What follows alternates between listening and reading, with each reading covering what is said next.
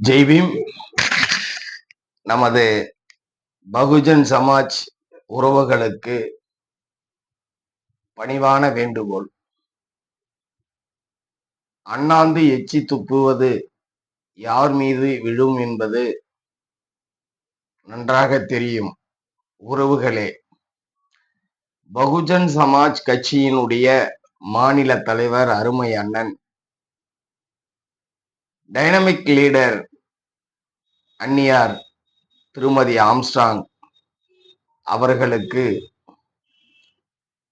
யாரோ ஒரு துரும்பு சீட்டு அவர்களுக்குள் பகையை உண்டு பண்ண முயற்சிக்கிறார்கள்.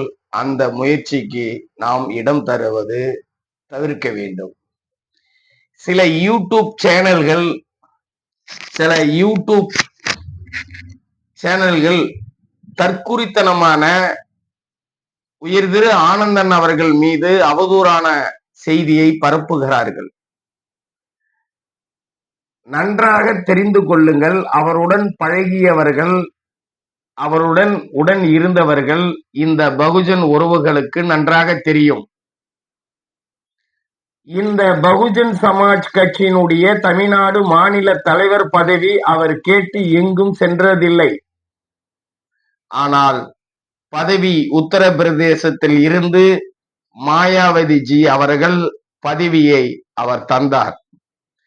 பதவிக்காக யாருடைய காலிலும் விழுந்து பதவி வாங்குவதற்கு அவர் ஒன்றும் திராவிட கட்சியை சார்ந்தவர் அல்ல. அவர் தேசிய அரசியலை முன்னெடுத்து இந்த சமூக மக்களுக்கு டைனமிக் லீடர் எதை செய்ய விரும்பினாரோ அதை நாம் செய்ய வேண்டும் என்று கருத்தியில் உள்வாங்கி செயல்பட்டு வந்து கொண்டிருந்தார்.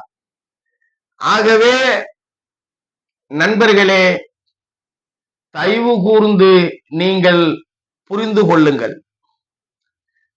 யாரோ ஒரு கருப்பாடு இந்த தமிழகத்தினுடைய பகுஜன் சமாஜ் கட்சியினுடைய ஒற்றுமையை சீர்குலைக்கிறார்கள்.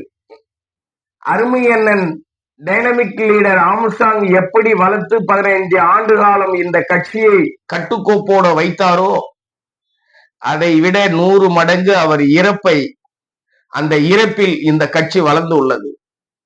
நன்றாக தெரிந்து கொள்ள வேண்டும். அன்னியாருக்கும் ஆனந்தண்ணனுக்கும் ஒன்றும் முரண்பாடு இல்லை, எந்த ஒரு சங்கடமும் இல்லை. ஆனால் இதை அன்னியார் நினைத்திருந்தால் சுமூகமாக அதை முடித்திருக்கலாம்.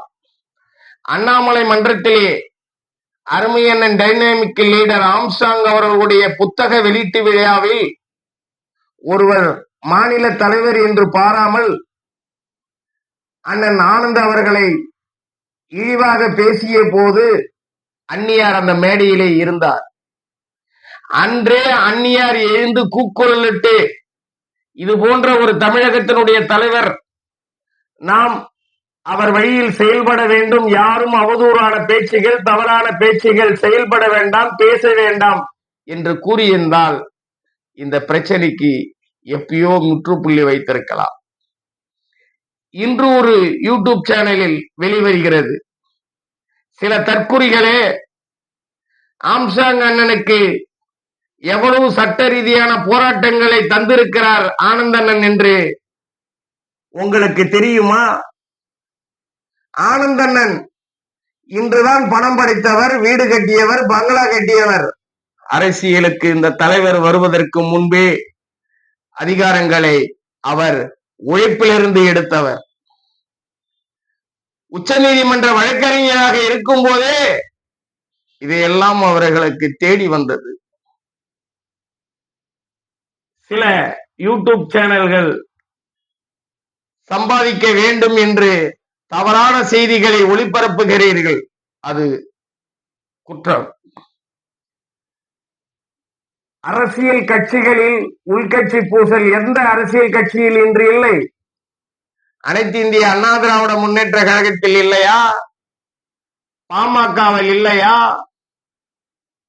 இந்தியாவை ஆண்டு கொண்டிருக்கும் பாஜக கட்சியில் இல்லையா? எதில் இல்லை? திராவிட முன்னேற்ற கழகத்தில் இல்லையா? இது இருக்கும், அதை சரி செய்யப்படும். ஆனால் நயவஞ்சகர்களே, நன்றி கெட்டவர்களே, டைனமிக் லீடர் ஆனந்த் அவர்களுடைய கொலை வழக்கில் சந்தேகம் உள்ளது ஆனந்தன் மேல் என்று கூறுகிறீர்களே, இது நியாயமற்ற ஒரு சொல், தர்மமற்ற ஒரு சொல். டைனமிக் லீடரும் ஆனந்த் அண்ணனும் எந்த அளவுக்கு நட்பு பிணைப்பில் இருந்தார்கள் என்று பழகியவர்களுக்கு மட்டுமே தெரியும். ஆனந்த் அண்ணன் ஏதோதானோ என்று நீங்கள் தருவதற்கு இச்சைக்கு ஆசைப்படுகிறவர் என்று நினைத்தீர்களா? கொள்கையை உள்வாங்கியவர் மாயாவதிஜி.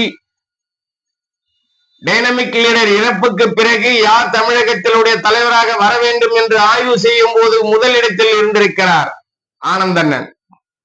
யாருடைய காலிலும் யாருடைய கையும் யாருடைய தயவும் அவர் வரவில்லை.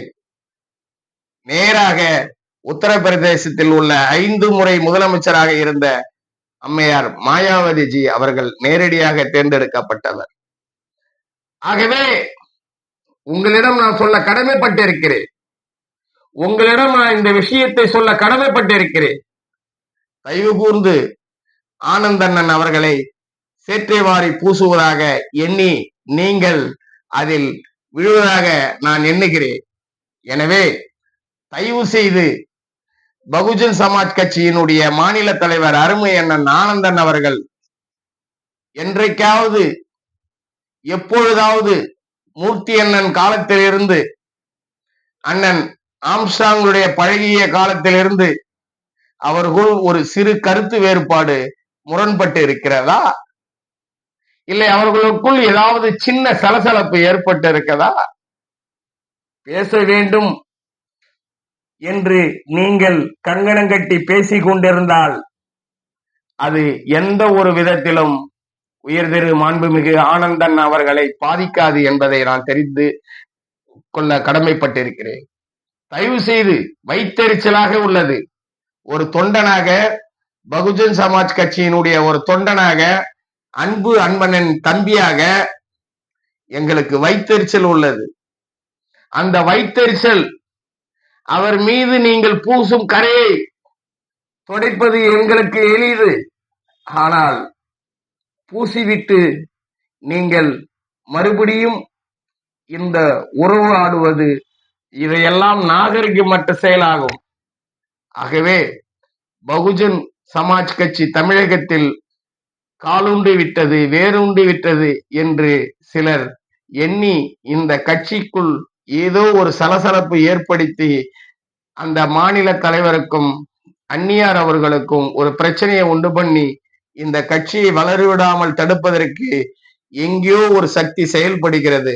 அந்த சக்தி செயல்படுவதற்கு நீங்கள் இடம் கொடுக்காதீர்கள், நீங்கள் வளைந்து போவாதீர்கள் என்று கூறி உயர்திரு ஆனந்தன் அவர்களை எப்பொழுதும் போற்றுவோம், எப்பொழுதும் உயர்த்துவோம்.